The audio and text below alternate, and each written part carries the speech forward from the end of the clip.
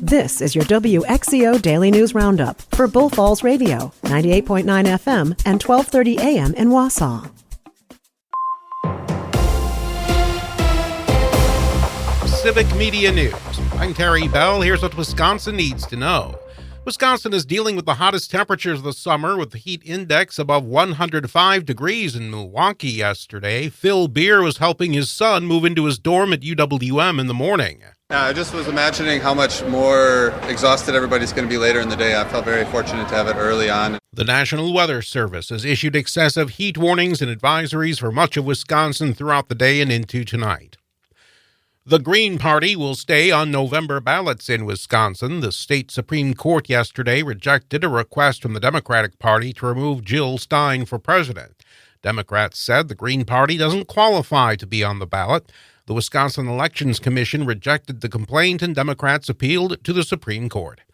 The Republican presidential ticket is campaigning in Wisconsin this week. Running mate J.D. Vance will speak in De Pere tomorrow. Donald Trump will hold a town hall in La Crosse Thursday night. The latest Marquette poll shows the race for Wisconsin's presidential votes in a virtual tie. Governor Evers and the Department of Natural Resources introduced an update for Wisconsin's clean water standards this month that brings Wisconsin in line with federal rules. Republicans and the governor continue to disagree over who should be responsible for PFAS cleanup. Harmful algae blooms are getting more common. That's according to the Environmental Protection Agency. John Rumpler of Environment America says large factory farms are one of the main reasons. That volume of manure, whether it's spread on crops or otherwise managed, it just all too often winds its way from the croplands to rivers and lakes and streams. The EPA is considering updating regulations on waste from slaughterhouses for the first time in 40 years. A northern Wisconsin community is asking for state and federal help to negotiate road access with tribal officials. The Lac du Flambeau tribe and the town of Lac du Flambeau have been in talks for more than a year after the tribe cut off public access to roads on their reservation that lead to private homes. Tribal leaders want the town to pay easements that have been neglected for more than a decade. I'm Terry Bell, Civic Media News. Now, here's what you need to know closer to home. For WXCO News, I'm Brittany Merlot. The new guidelines for school vaccinations go into effect for this school year. These updates aim to provide better protection against serious diseases and align with national recommendations. Dr. Natalie Weeks is a family medicine physician at Aspirus. Back in the day when we didn't have vaccines for these illnesses, unfortunately, children did pass away from these diseases, and we are very lucky that we have these vaccines to prevent these potentially deadly diseases now. It's the number one thing that you could do to protect your child and the community and prevent these diseases from recurring. If you're concerned or have any questions, Dr. Weeks encourages you to talk with your child's primary care provider. I also really like the free app called Vaccines on the Go, which is put out by Children's Hospital of Philadelphia. And the Wisconsin Department of Health Services is a great resource, too, for vaccine safety information. A Del Monte worker died after hitting his head on a train track. 43-year-old Chatravina Lowe of Portage County had been seriously injured after his head hit the rail behind Del Monte. It happened on Friday just before 5 p.m. Authorities were called to the plant and life-saving measures were performed but unsuccessful. Investigations are now complete and no foul play is suspected.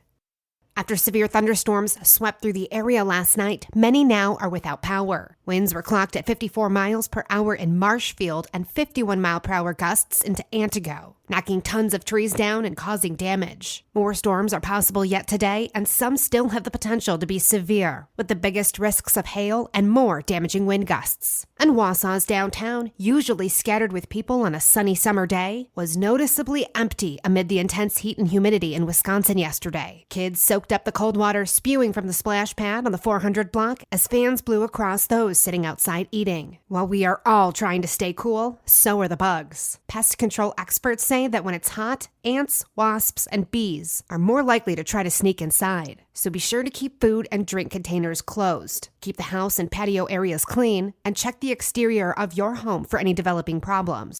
And while some people are lucky to work indoors, others are outside fixing the power outages, cutting your grass, and sealing some roads. A usual day for lawn care companies is about 8 to 10 hours, and for road crews, it's 10 to 12 hours. But in this heat, it may just call for more breaks or even a shorter day. But hydrating starts the day before. Construction workers say wearing short-sleeve shirts, a hat, and sunscreen is also key to keeping themselves cool and protected from the sun. If you need extra electrolytes, Pedialyte works well.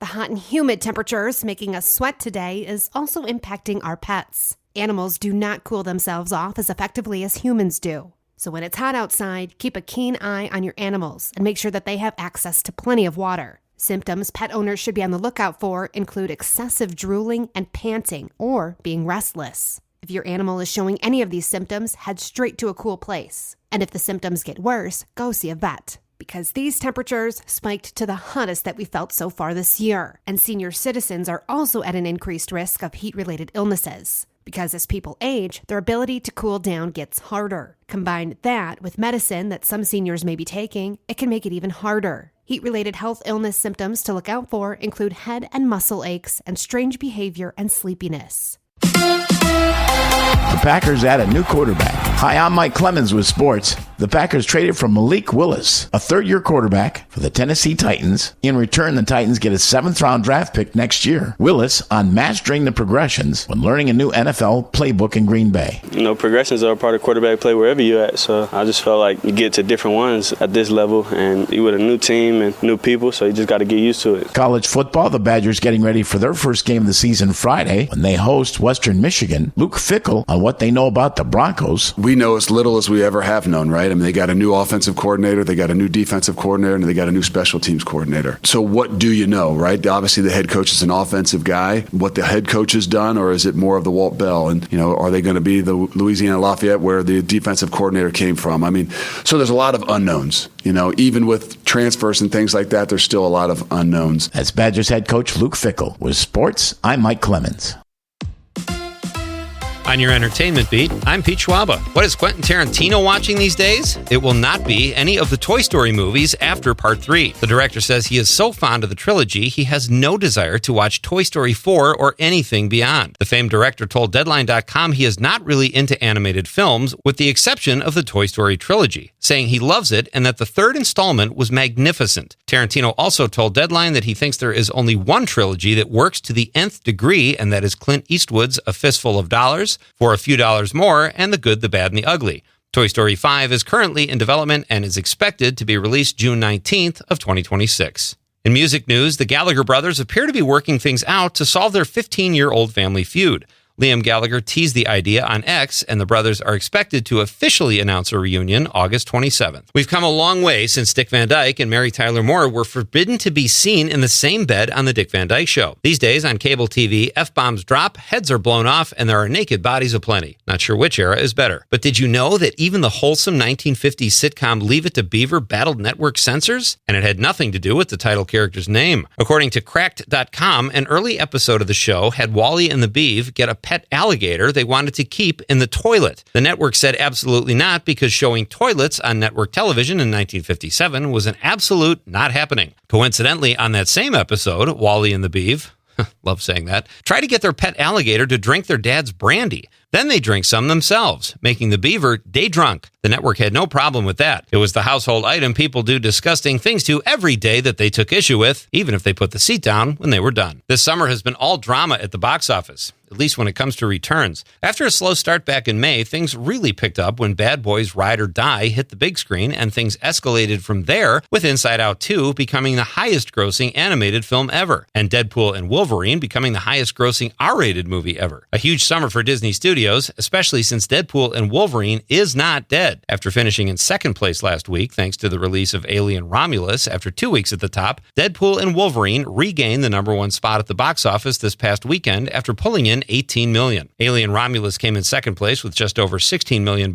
It Ends With Us, the surprise Blake Lively Channing Tatum hit, came in third place with $12 million. Tatum had two films in the top 5 this week, as Blink Twice came in fourth place with just over $7 million. Faith-based film The Forge finished out the top 5 with just over $6 million. For more showbiz fun, tune in to Nightlight with me, Pete Schwaba, weeknights from 7 to 9 p.m. on the Civic Media Radio Network. Partly to mostly cloudy, still warm and muggy today. Our high 88 this afternoon, with a few scattered thunderstorms possible, and a couple of those could be on the strong side, so be weather aware today. Tonight, 63. Tomorrow, partly cloudy, a lot cooler, high of 74. I'm meteorologist Sean Cable. Currently, it's 71. That's your WXCO Daily News Roundup from Civic Media. Subscribe to this podcast on Spotify, Apple, or wherever you find your podcasts. Find more news at bullfallsradio.com.